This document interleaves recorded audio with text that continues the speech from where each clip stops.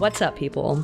I'm Erica, and this is Cocktails and Capitalism, a podcast that pairs crafted beverages with stories distilled from our capitalist hellscape. I am so excited to be speaking with Joshua Potash today. Joshua is an anti-capitalist abolitionist who helped to create WSP Mutual Aid, Washington Square Park Mutual Aid, which is a group that provides food, tents, sweep defense, and other support for folks experiencing houselessness. He has a huge following on Twitter, and I often share his brilliant, politically insightful tweets about policing, mutual aid, rising fascism, and so many important social justice issues. I was very amused to find that when you Google Joshua Potash, the second thing that comes up is a profile on the website Antifa Watch, a right-wing website that tracks Antifa and other leftist activists. Which is so fucking funny, dude. So congratulations there. Thank you. I feel like I made it. Yeah. Yeah. You're doing good work if you're on that side, I think. Yeah. Agreed. How are you doing today? And thank you. Great. Yeah. Thanks for having me. No, it's really good to talk about all those topics you just mentioned. Yeah, I'm always excited to talk about that. Yeah, I'll just breeze right through them. Yeah. No, it's great. I mean, like, really, your voice is one of the few voices that cuts through the noise and is consistently, like, on point with your takes on everything. So I'm really, really glad that you are willing to talk with me about these important topics. Thank you. And yeah. And I'm excited to drink this cocktail that we have today, which is a mocktail called the Mutual Aid. It's called the Mutual Lemonade. And it's basically just a really cheers. Yeah. And it's super fucking delicious. Jesse, our anti-capitalist bartender, he got the recipe idea from his friend who was from India, who always added like the rind, the peel in to make so much more flavor, and also cardamom. So cardamom, did I say that right? Yeah. But yeah, it's a really, really like so much more flavor than normal lemonade. What do you think? No, exactly what you said. Using the rind does something different. I don't know what it is, but the sugar and the rind soaking in the sugar is really, really good. Yeah.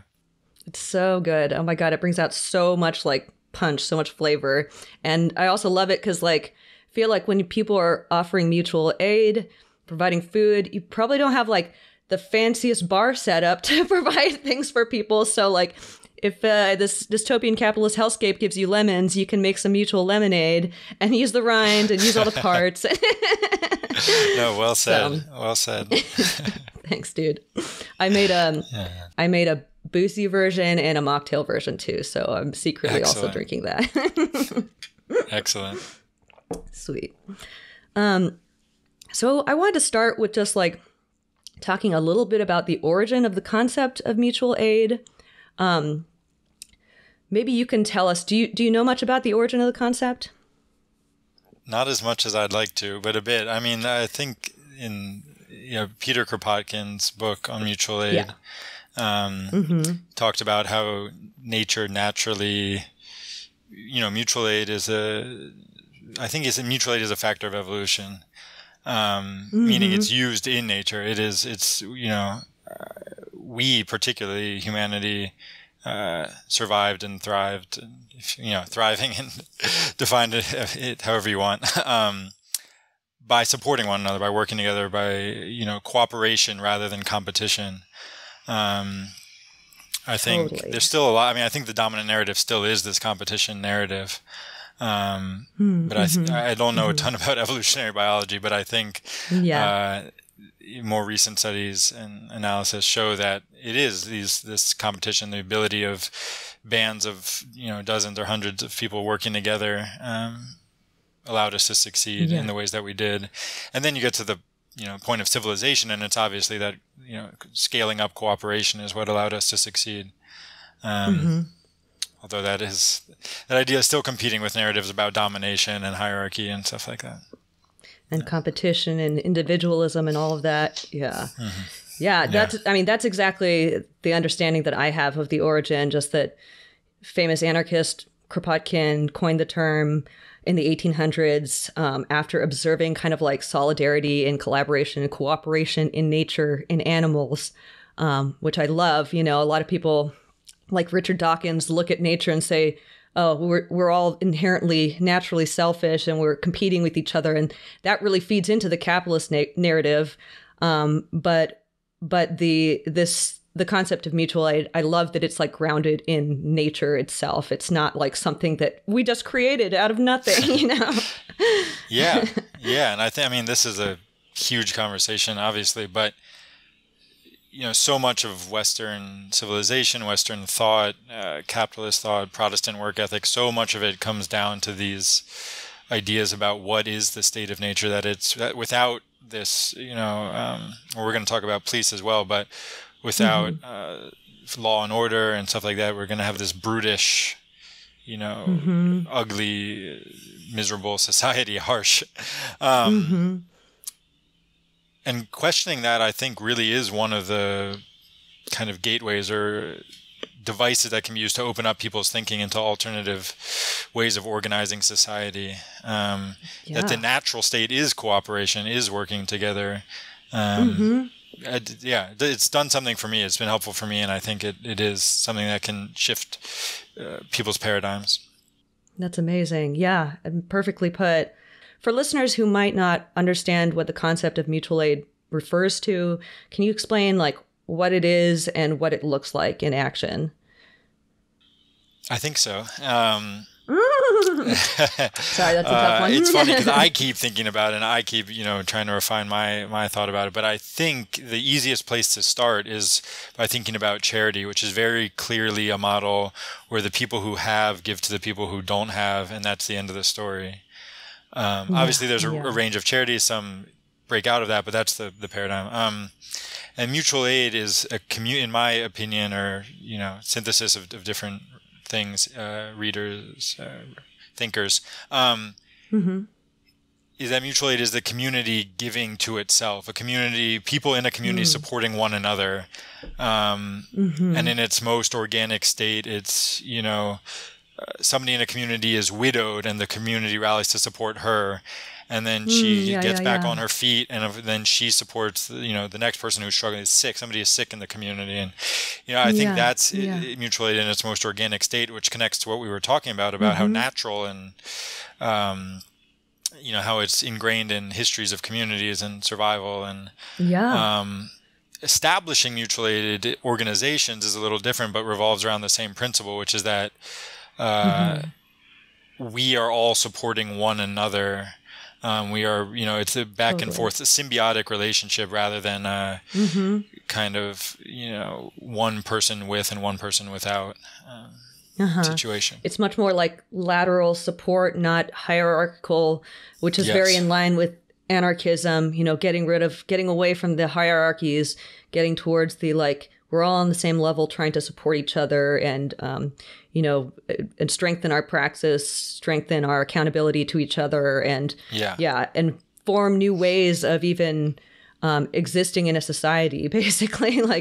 It's such a transformational mode of action. I didn't really even realize the significance of it a couple years ago, but the more I read about mutual aid, the more I learn about it, the more I'm like, this is where it's at. This is where we need to be headed, if we have any hope in this capitalist hellscape, So, No, I think you're right. I think it does need to be one of the pillars.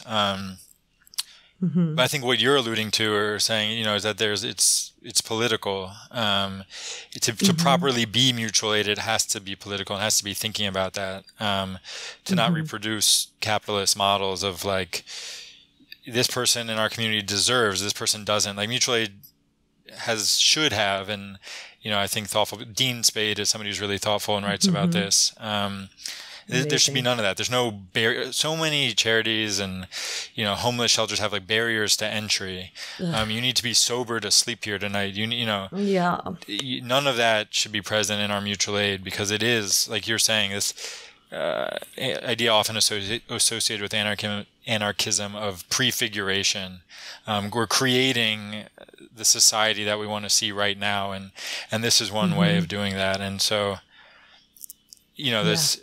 Totally. There's so much to be said for that, but a big part of it is that shifting the mentality away from earning a living, earning food, earning a place to sleep, into just deserving because you're human, because you exist. And that's what we do. We take care of each other. Yeah. And shifting the narrative from like, we are all these kind of passive individuals in society that are having our needs met through these, hierarchical social power structures. Like, no, this is much more participatory. It's much more like engaging and like empowering in that way. Like you take part in it. You aren't just like receiving this, So yeah, that's a great point. Yeah, I think that's a great point, because I think in this country the clearest example to me is that we've gotten away from the idea of democracy as something that's participatory, and it's like a descriptor of a society instead of there's no verb to it except for maybe voting every 2 to 4 years, Totally. But this is similar, right? Like, I wish there was a society where we didn't need to participate for our basic needs, but that's not where we are, and we need to work towards it together. And to me, it's one of the easiest ways to bring people into this work together, and then learn and do political education should be part of mutual aid groups, in my opinion. And you mentioned Washington Square Park Mutual Aid. There's a reading group, book club, and lots of other groups. And you do skill shares and stuff. Bring people together to learn, do an Arcan training or knitting or cop watching or stuff like that. Yeah. Or like trainings for like how to resist when police are going in and doing sweeps and clearing out homeless encampments. Like fucking amazing shit that you guys are doing. So cool. Thank you. There's a lot of, a lot of really great people doing that. I mean, you mentioned the sweep defense, and it's one of these moments where we should, in New York City, right? It's like it doesn't need to be explained that we have the resources here. We have the resources to house people and care for people, but we're so far from that right now. And the sweep defense, because, cop mayor Eric Adams escalated the sweeps to a level that it was 200 in a week in late March or early April. And it was just... and it's ongoing. The NYPD has taken over now from, taking the lead from sanitation, and it's really ugly, but it activated lots of people. There's silver linings are necessary, I think, on the left, because because we need hope, but also because, like, I think if you are a thoughtful leftist, you realize that late-stage capitalism brings these contradictions and brings on more and more reaction from the people, hopefully, not just from, powerful reactionaries, but from, ordinary people. And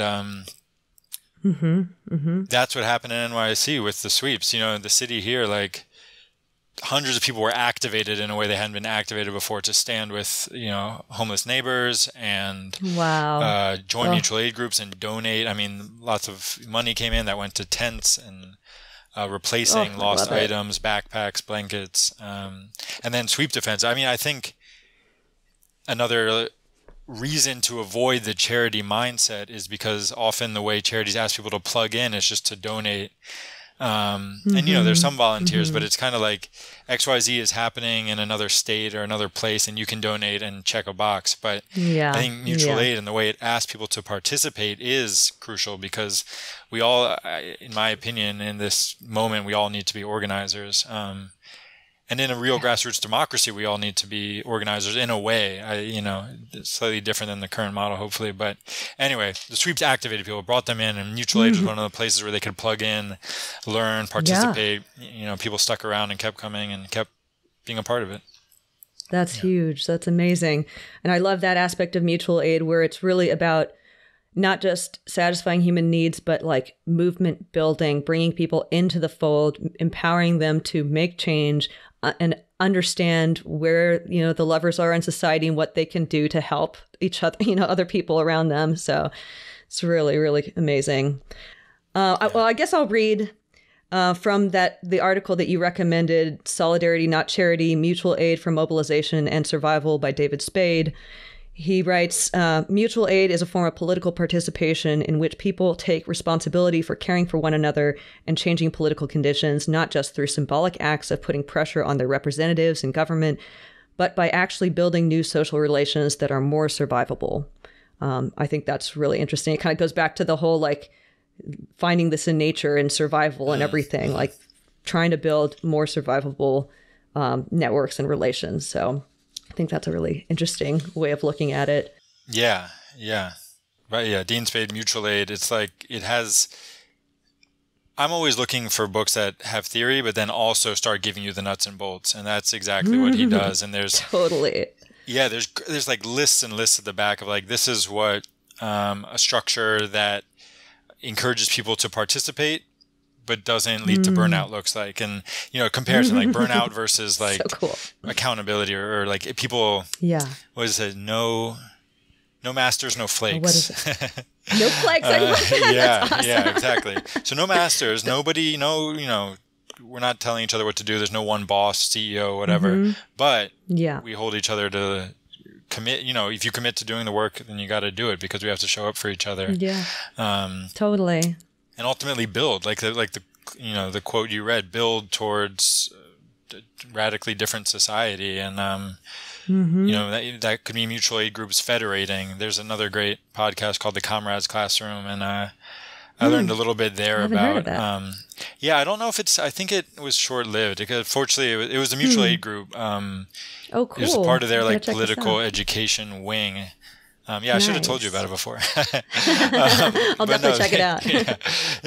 I really liked it. Partially what I'm talking, it was people coming on talking a bit of theory, but then like also here's what we're doing, here's what we're building. And they were talking about Orange County or Inland Empire, California network of like federated mutual aid groups, and it was cool. Yeah, it works towards changing society, and I also think about unions a lot. They go on strike and they're essentially practicing mutual aid with one another. To feed one another clothing, like the canteen. It's crucial. Yeah.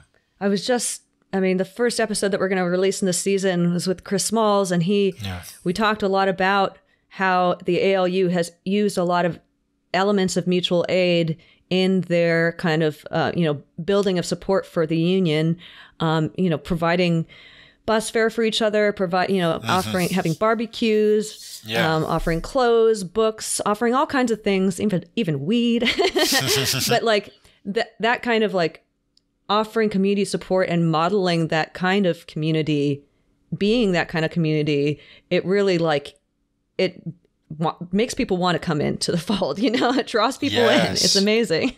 Yeah. I love it. Sometimes it's good to start as simple as like, everybody wants pizza or everybody, totally. At the mutual aid, it's like, we're in Washington Square Park, right? And it's on a summer day, especially, there's 10,000 people that we see, obviously we don't feed all them, but you get a bunch of random people who don't think about left, politics or definitely aren't thinking about mutual aid on a regular basis. And they stop by and get a slice of pizza, get a zine. They see some chalk art about, abolish the police and, sometimes music, there'll be a musical act like, right there with us, cool. or just because it's Washington Square Park, they'll just be there.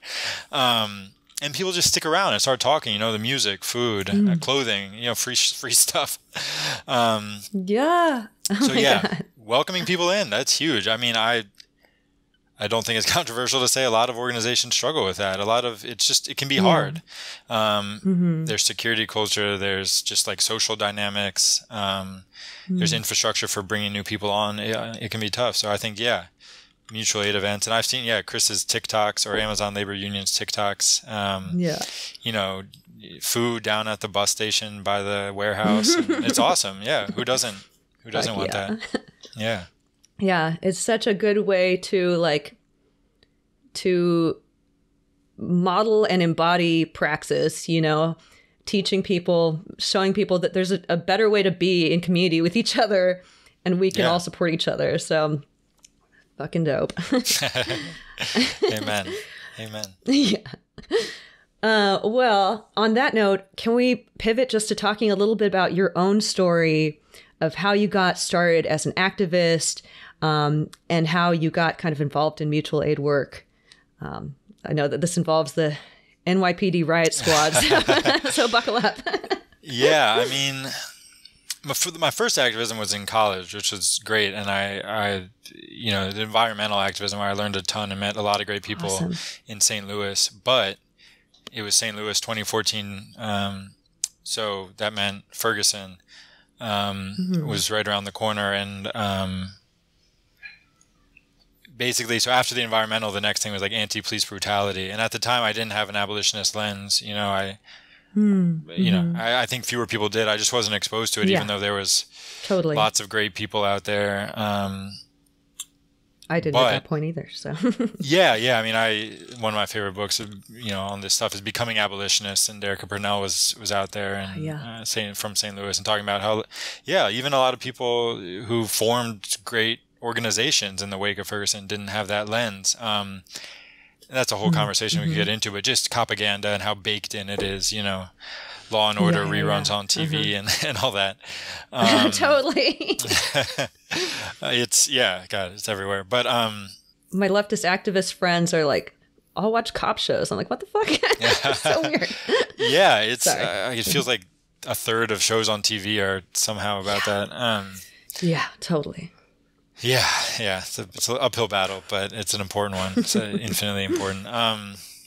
Absolutely. But so I became a high school teacher. We talked about that before, you and I. But then by the time, 2020 hit, May 2020, I was going back to school. I had time and I was just ready. I was kind of plugged in a different way with some protest community, activist community in New York.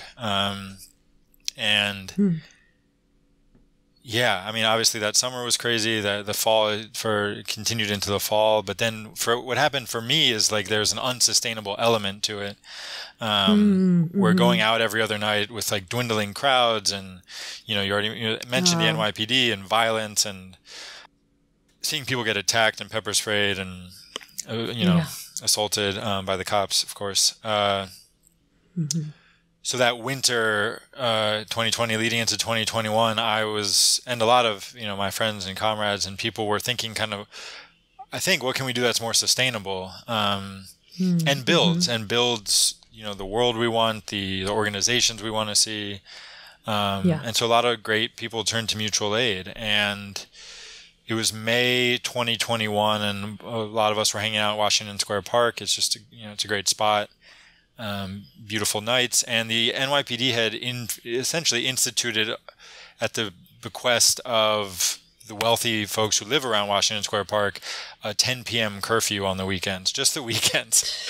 That's, oh my God. Like, that's so it's stupid. just, I mean, they're so transparent, and that has to do with, the absence of accountability, which essentially isn't a thing when it comes to police in the U.S. and probably elsewhere, everywhere I've read about. So, we were just hanging out there, and the riot squad came in. I mean, they had been closing the park with violence, but it had been kind of a lower level. But for whatever reason, they came that night with, I don't know, several dozen, maybe upwards of 80 cops with riot shields and helmets, and the whole nine. Jesus. And Bullhorn, Parker's Close,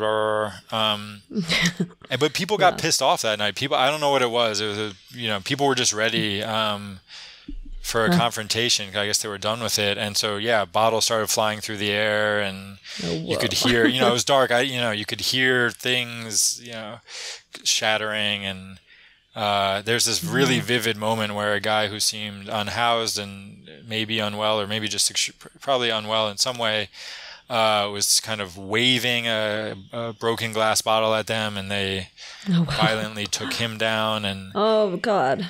Ugh. Yeah, it was a really tough night. It was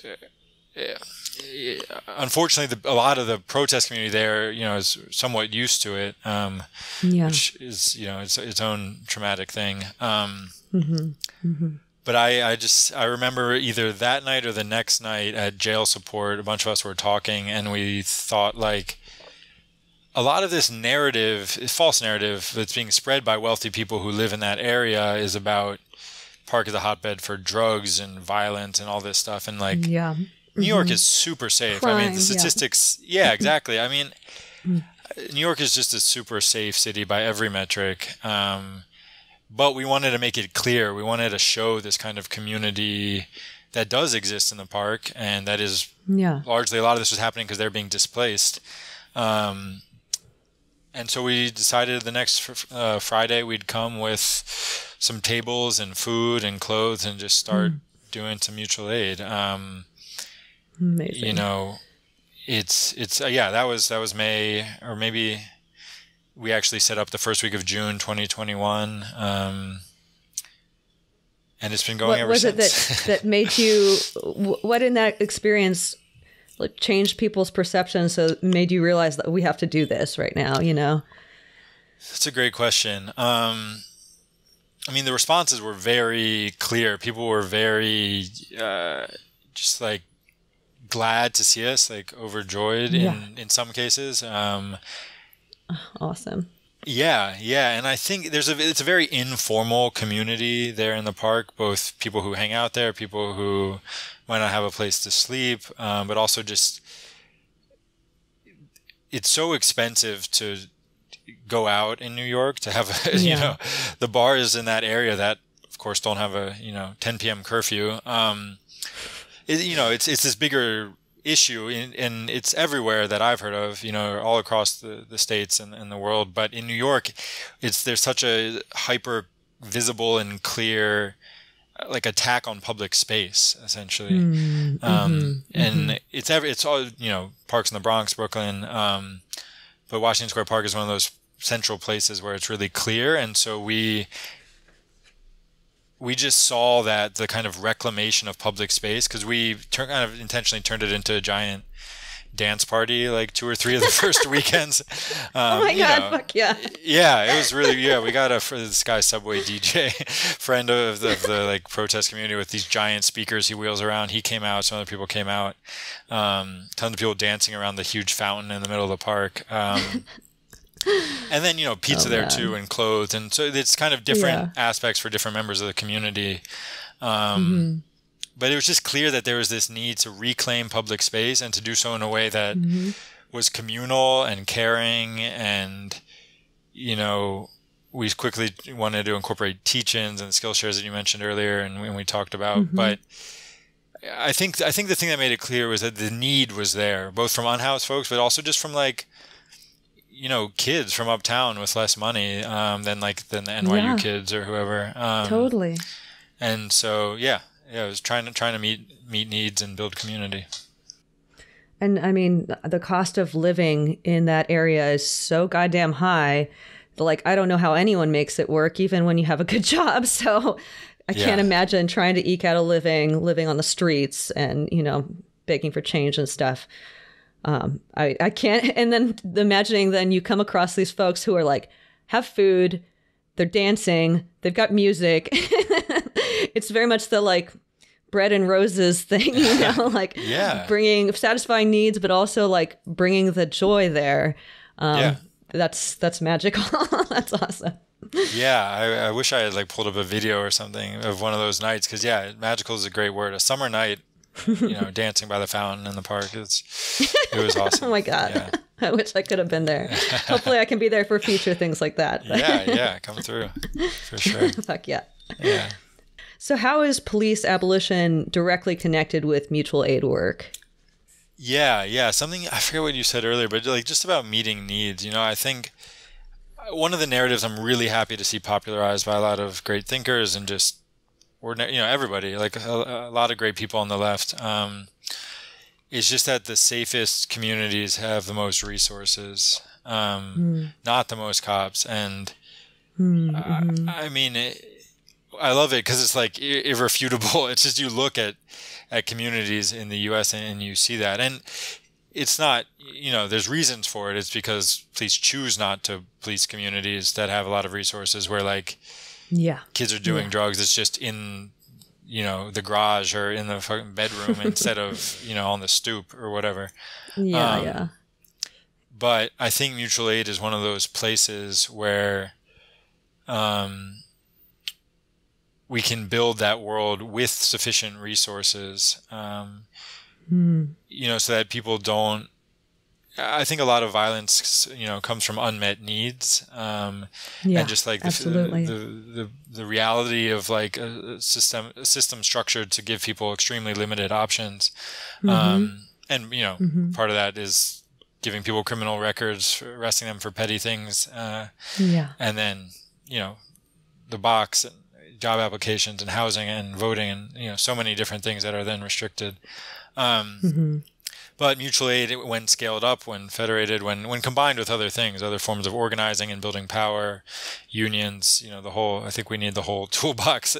We're down in some ways, and we need everything in our arsenal. But mutual aid is one, and kind of this mentality more broadly that it fosters of providing for everybody's needs.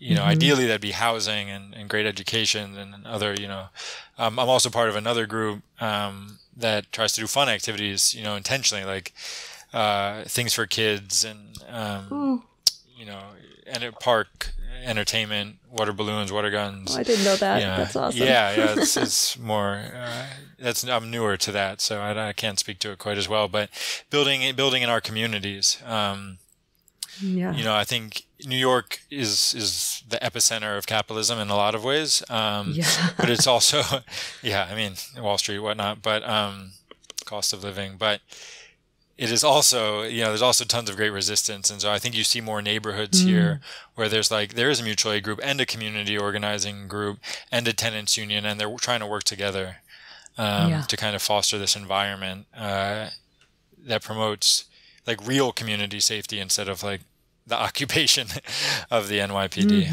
Yeah. Absolutely. And I'm so glad that you're there in such an important space to be doing this work where there's so many people, and, what you do, it will have reverberations all over the country too. So hopefully we can reverberate it even harder with the show and other things. Reverberate it harder. That's a stupid way to say it. No, I like it. It's real. It's like, one reason I'm glad I'm here is like before like really trying to get intentionally plugged in with like the left social media ecosystem, like I just didn't know a lot of things were happening. I was a high school teacher. I was tired. I would like check Facebook and like the New York Times or like some smaller, the Daily News or whatever. And like, I would see glimpses of interesting things sometimes, but mutual aid wasn't there on the front page. Nope. So, and the pandemic did change the, awareness quite a bit, just because so many great people hopped in to, fill these voids that were, government wasn't providing or whatever. But anyway, I'm glad we're reverberating it. That's genuine.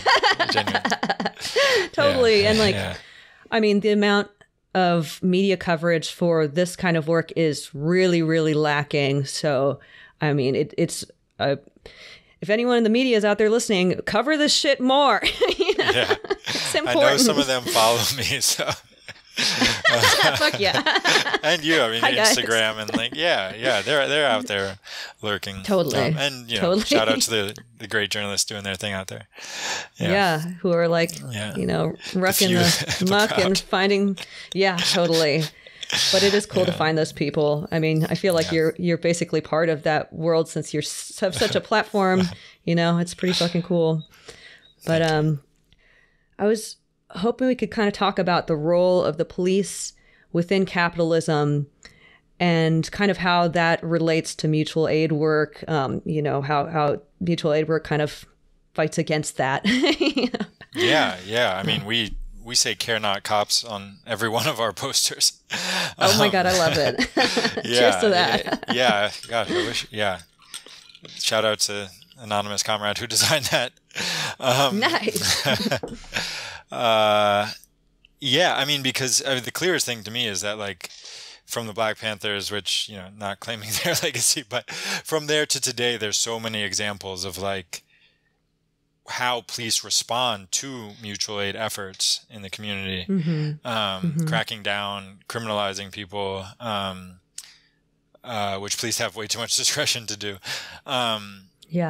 And then, basically, violently responding to people doing something as simple as providing breakfast or dinner or clothing to folks in the community and, that immediately gets us into why do they do that? And it's because they're the foot soldiers of capitalism. And God forbid, God forbid people start thinking that, like, you could have stuff for free. And because, what would that do to the system? I was talking to somebody about we have housing. A surplus that's being thrown away and you can't access, that the police will come, like, if you try to get something out of the dumpster, they'll come and break up your Food Not Bombs group. You're trying to feed people, like, fuck that shit. It's insane. No, exactly. I mean, fuck them. There's a reason there's no good cops, and it's not just because, like, Officer McPiggles is a meanie pants. It's because, people could get, it's just, everybody I know, and we've said this a million times, but it's like, I'm glad your uncle is a nice guy. I don't give a shit because it's what is their role in the system, and their role is violently enforcing it and ensuring it is maintained. And that's why they break strikes. That's why they attack mutual aid groups. That's why they attacked protesters. Not just protesters who are saying fuck the police, but protesters saying, like, we should do something about climate change. They'll attack all the above, because if it threatens the status quo, and specifically capitalism, they're there to enforce it. So, so mutual aid threatens capitalism, and therefore that's where they come in. So that's why one of the overarching reasons that luckily the mutual aid groups I know all are abolitionists, but that's why they should all be, and it should be front and center, because they're the one threatening us. Not, our unhoused neighbors, the folks we are in community with in the park haven't threatened us. The cops have, like, several times, and I think they mostly gave up after a while, but they park police too. ACAB means park police too. Because they've all threatened us. So. God. Yeah. Like, our very first episode, I talk about the origins of policing, and they were literally created to protect property, not to protect people, to protect the property of capitalists, which I lay out pretty clearly. I was a little bit, less radical when I recorded that than I am now a couple of years ago, but I still did a lot of fucking research into that one. So if you want to hear that story, you can go back to that. Yeah. If the less radical version is laying out the whole reason police are fucked up, then I was excited to learn more about where you're at now. And where I'm headed. That's great. I mean, that is a great starting point. Like, I think that's, like, summer 2020 was a intro to a whole wide world of, like, leftist politics for a lot of people, I think, because you start learning what the police are really about. You start seeing behind the curtain, I think. Yeah. And and honestly, and I feel weird saying this, but I remember pushing back against some of the abolish the police, messaging, because I was like, it's going to damage us in the election. This is going to be problematic, blah, blah, blah. But, you can change your mind on things. You can learn more. You can join this movement. You can join this kind of work, even if you don't know jack shit about it. Like, there's people out there that are doing it, that are good models, that will probably help you, reach out to people locally around you to do that. But anyway, we've kind of talked about how mutual aid is like an inherently anti-capitalist practice. But maybe can we go into that in a little bit more detail? Like, what about mutual aid is deeply anti-capitalist? Do you have any kind of answer for that? I mean, I think it's at its best, it's trying to undermine the very foundations of capitalism, which is like, that things need to be sold for profit. The profit motive is, one of the pillars of capitalism. And to me, like, it is where it becomes extremely destructive. The things that people have done to destroy communities, whole countries, whole groups of people. The environment is profit motive, and mutual aid is undermining all of that, or it should be undermining all of that. That you can exist without producing value for a capitalist.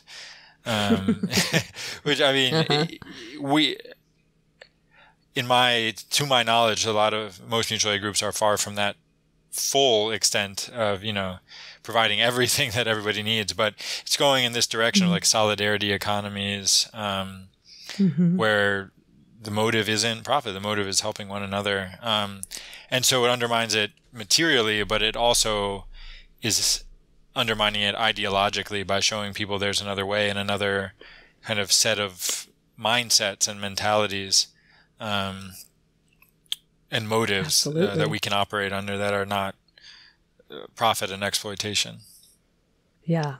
Profit, exploitation, competition, basically fighting with each other to get our needs met.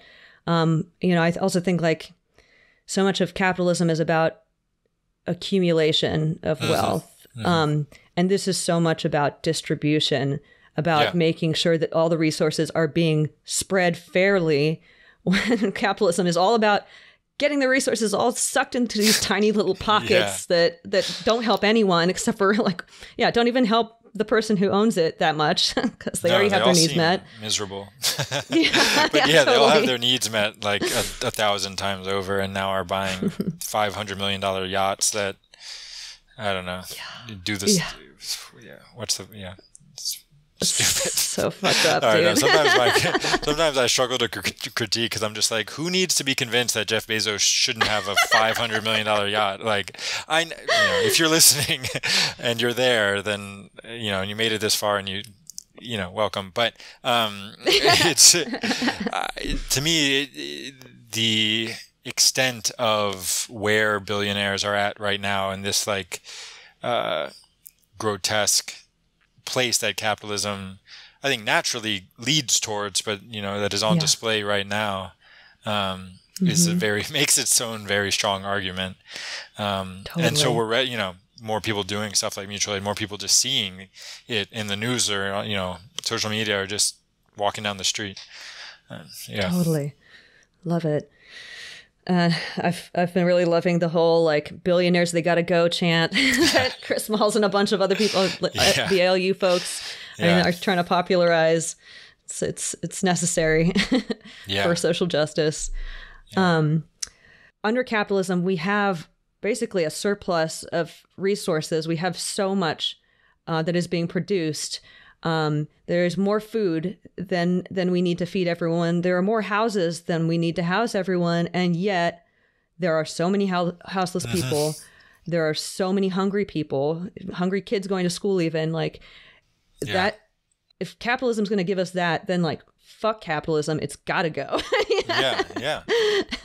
And we got to start looking at other modes of existing in community with people, which capitalism has stripped from us largely. It's forced us into these little tiny isolated bubbles where we're just sitting at home and purchasing things, So we gotta break out of that mindset, and mutual aid is one way to start really fucking doing that in the now, not just in theory, but in praxis. So I mean, what you just said about we have everything, one of the fundamental flaws of capitalism is the method of distribution of that stuff, and then mutual aid shows an alternative method of distribution, where everybody gets what they need. Alternative method of distribution. I love that. Fuck yeah. Cheers to that. So can you talk a little bit about why mutual aid is growing increasingly important? What things in our world are changing so that this is becoming more and more absolutely necessary? I mean, I think a lot of it's a synthesis of what you've been saying, what we've been saying. In what we hope is a quite late stage of capitalism. We see this unbelievably disproportionate distribution of wealth. And then, that means uneven distribution of needs, basic needs. So while, Elon Musk's healthcare is so good that he can get hair implants on a whim, other people have to be afraid of calling the ambulance. Just a distribution that's so unequal, it's like there's more and more headlines that it's like, wait, I can't parody this. How do you parody it? How do you? Totally. This is what should be satire and. Is this an Onion article? Oh no, it's not. God damn it. Yeah. Like, great news. 6-year-old raises $10,000 selling lemonade so he can finally get a fucking surgery or something. Yeah. Shit. Oh. Yeah, and it's like it's in the heartwarming section on CNN or something. It's like these things, frightening. But sorry, diagnosing the problem is easy, but then in that environment, mutual aid becomes more and more important. And it's tough because capitalism atomizes us and isolates us, like you were talking about. You move somewhere for a job because you need to move there because you need to get a job outside of your town, and you don't know anybody, and it's you can't walk anywhere because of the shit ass design of our cities because of car companies and stuff. And so you sit there and you watch Netflix at night instead of being part of a community organization. And, that's why the union resurgence is vital. One reason why mutual aid is vital, too.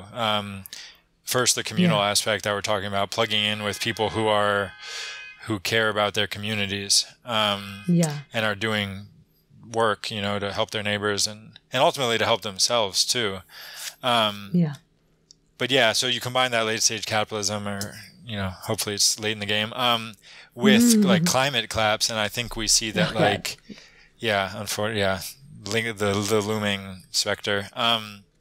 But this is a little bit of an aside, but you had this guy Prepper Pig on, who's a great person. From what I, super cool from the episode and from, what I see of his social media. And he and other people who are thoughtful, like leftist preppy type folks, talk a lot about how this libertarian, very United Statesian idea of prepping, that's like, it's going to be me, my family, my guns, and my bunker. And it's like, good luck, like lasting through the winter. And then like the next harvest season, what are you going to do? Like, they're going to start eating people. Would not surprise me at all, unfortunately. But what we need is community. What we need is like not vibes, not just communal vibes, which are good, but material community that materially supports one another. And that's what mutual aid is all about. When I have a little bit, I give to the other member, my neighbor who needs. When they have, they give to me when I'm in need.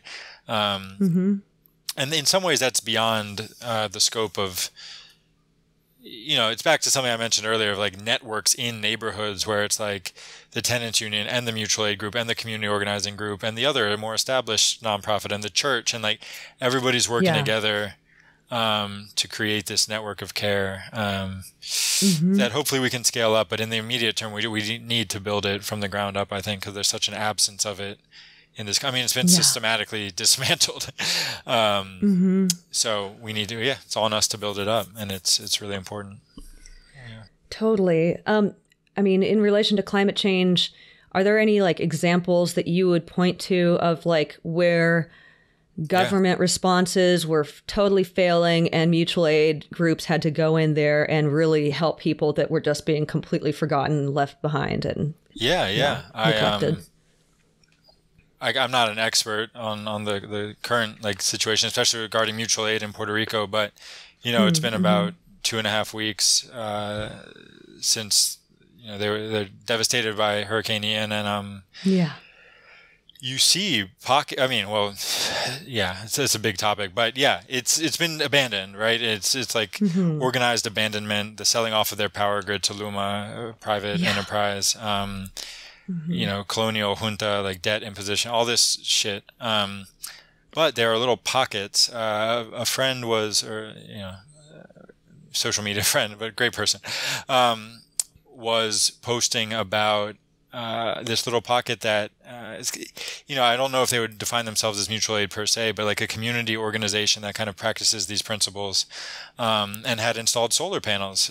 Post Maria, they had, worked together to install solar panels in the community, and they were able to put signs up and stuff like, come charge your devices here.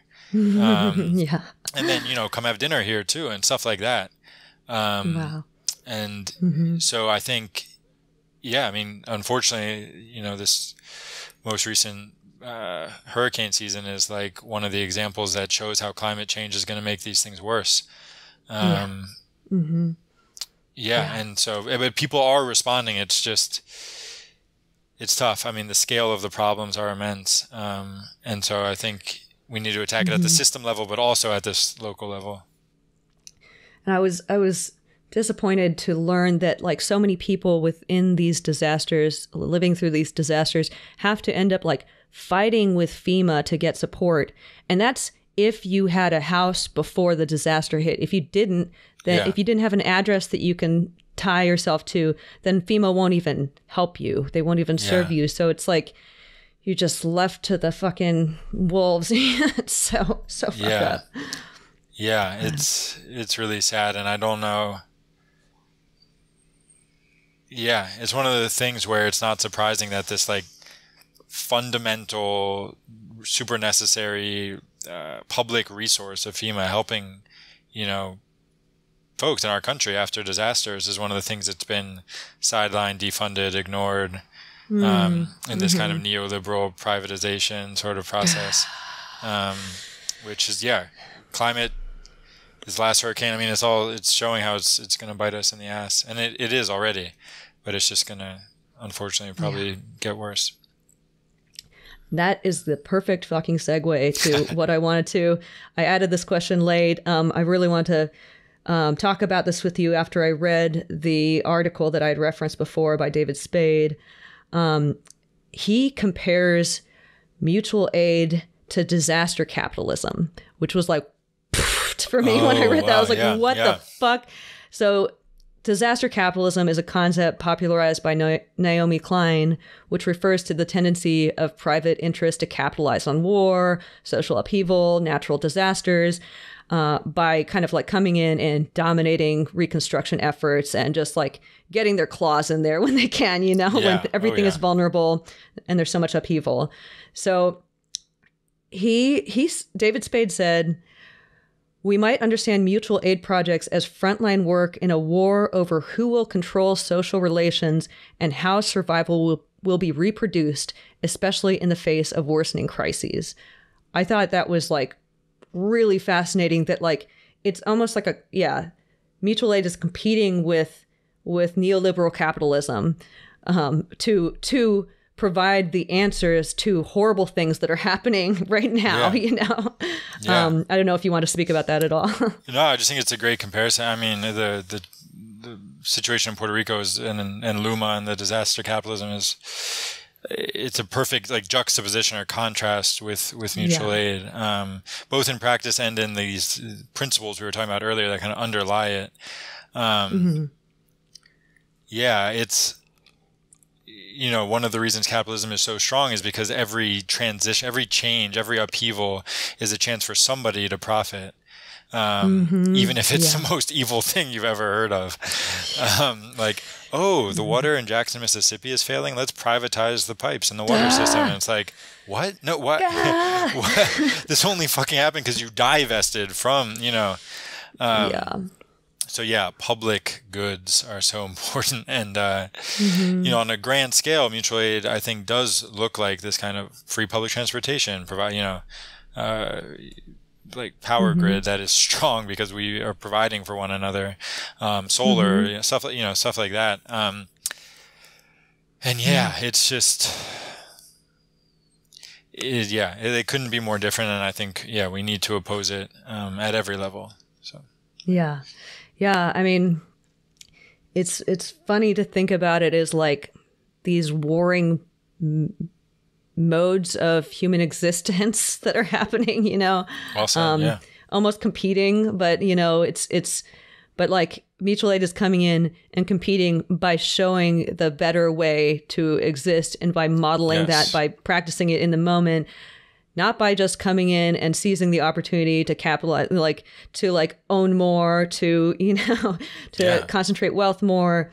It is about coming in and distributing the wealth and making sure that everyone is being taken care of in these crises that are just going to keep happening under capitalism, because capitalism just creates its own crises all the time and is eating itself currently and is destroying the environment and all of that. So there's so many crises that we will be seeing, that mutual aid will be the thing that is helping people out of a hard fucking spot and giving them a path forward, giving them a community at the same time. So no, I think I think of it as like a pillar. It's one of the pillars of these communities that we need to be very intentionally building together, because so much of the physical but also kind of ideological underpinnings of real solidarity, real community has been dismantled, attacked, discredited.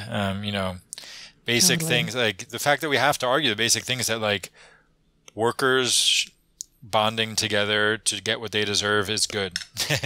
Luckily it's more popular than it's been in decades, and things are changing. But the fact that was a controversial argument is, just shows that there's so many ideas and mindsets and physical organizations that we need to like rebuild and work on. I think mutual aid is one of the pillars of that. That's awesome. Yeah. What, just since we're on that topic, what do you see as the other pillars, or are there other ones that you'd like to point to? That's a good question. The things that come to mind are political education, which is related. I think it's intimately related. But most of what we need to learn to have the world that we deserve and the world that will allow us to survive was not taught in school. So I think reading circles, I've been a part of like article clubs, book clubs. And so, anyway, that's important. I think it should be paired with our mutual aid groups. And then community defense, I think, is one of them as well for the future. And they're all tied together. But we're seeing a wide range of forms of community defense now, but I think it's just extremely important. And then unions, and unions extends into bigger like worker co-ops, worker ownership of the means of production. Solidarity economy is ultimately where like worker-owned co-ops are exchanging with one another, and these kind of scaling up these systems. I think Cooperation Jackson is one group I look at, and other cooperation groups in Vermont, Tulsa, Denton, folks like that, really inspiring. Awesome. There's some really amazing abolitionist collectives that I also, Interrupting Criminalization and Project NIA come to mind. Very cool. I think the intersection of abolition, mutual aid, community defense, worker, Amazon Labor Union, folks like that, folks organizing at Target and Trader Joe's and Verizon, Apple, Home Depot, Starbucks, a lot of amazing work happening. Totally. Starbucks, of course, yeah. So for folks who might want to get into this world, might want to start participating in mutual aid work, do you have any practical guidance for these people and how they might start getting into this field? Yeah, I think the single best way is, if possible, like talk to a friend or an acquaintance or somebody who is that plugged in lefty person, and just see what they're up to. I think it's so much easier when there's a familiar face at your first like event or meeting or whatever. But in lieu of that, like, especially because of the pandemic and the uprising in 2020, if you get on Twitter, Instagram, Google, like there are cool groups somewhere in your area. I know some folks are really remote, and I know it's tougher in some cases, but there's so many great mutual aid groups that have sprung up. There's so many abolitionist like collectives, and some of them aren't online. Some of them are nameless and not online or whatever. But a lot of these mutual aid groups where you can meet people who are doing this work. So and a Zoom meeting can be like a soft introduction to, I think. Nice. If you're socially hesitant, I don't like walking into a room where I don't know a single person. Me too. Yeah. Yeah. It's hard. That's why you need midday hard lemonade. Just ease the... Always helps me. Yeah, with cardamom, of course. Delicious. But yeah, I mean, I think those are my three, my things that I think of. And at work, talk to your coworkers, talk to your coworkers. If there's a union, join it and make it better. Not unions aren't perfect. They have to be democratic, and there's a lot of great people trying to improve their unions. But yeah, that's it. Would you, besides the David Spade book, would you recommend any other resources for people to get started? I mean, that's such a brilliant one to dive into. It's really great, especially for getting started. I think on abolition, Becoming Abolitionist is great. We Do This Till We Free Us is great. I need to read No More Police by Mariam Kaba did. We Do This Till We Free Us, and then she did with, I think it's Adrian. Oh no. And I'm blanking on the name of her co-author for No More Police, but I haven't read it yet, so I'll get into it. And then Cooperation Jackson has a really cool book, Jackson Rising, that I've been reading that I think it's a great book to read in community, like with your organization, to kind of think about your vision. But it's cool. I think it's great for anybody. Yeah. Nice. Very cool.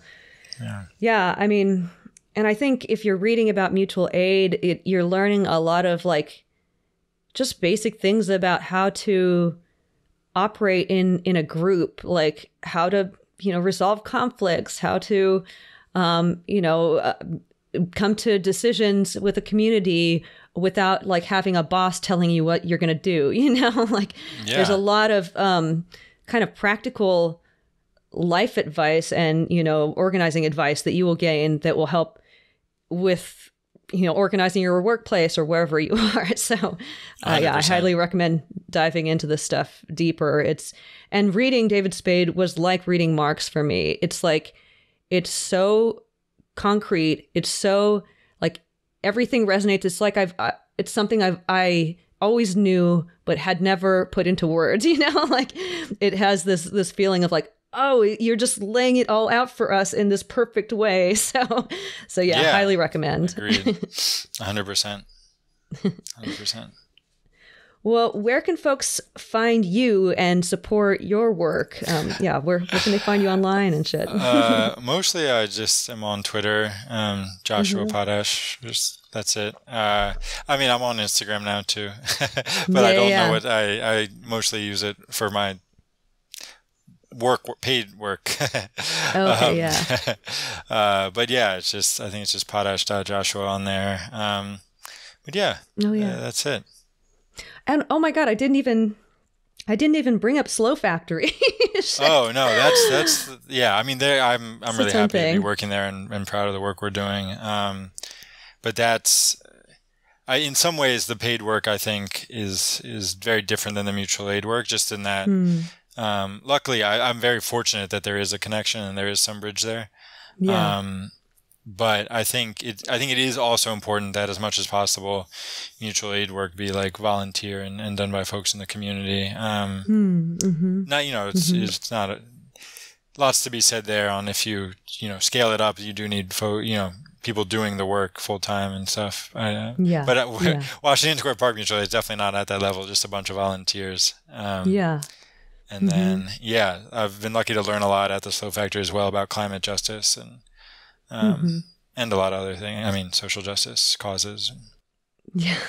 Well, you're doing brilliant things. I'm so glad that you've poured your energy into so many positive, helpful directions that are, immediately helping people around you, that are opening people's mind online through social media. You are doing fucking brilliant work. So thank you so much. This podcast is great. Thank you. Thank you. It's fun. It's all I want to do with my life. Just talk shit on capitalism. in the utopian future. in the podcast and chill and talk with people. I would be doing a lot of chilling and talking with cool people for sure. So thank you. Just be drinking cocktails and drinking mutual lemonade. Yeah. Cheers to that. Cheers. Well, awesome. I guess that's it. Thank you so much for coming on the show. And I'm just, I will be promoting your shit online. And vice versa. Awesome. Yeah, let's definitely keep in touch and keep the conversation going, because this is so positive and fun, and I've learned so much through this interaction. So thank you so much. Likewise. Yeah, thanks for having me on. It was really fun to talk and informative, and good to develop our thinking and praxis and everything. So thank you. Yeah, of course. Cheers and solidarity. Cheers and solidarity. Drink to that.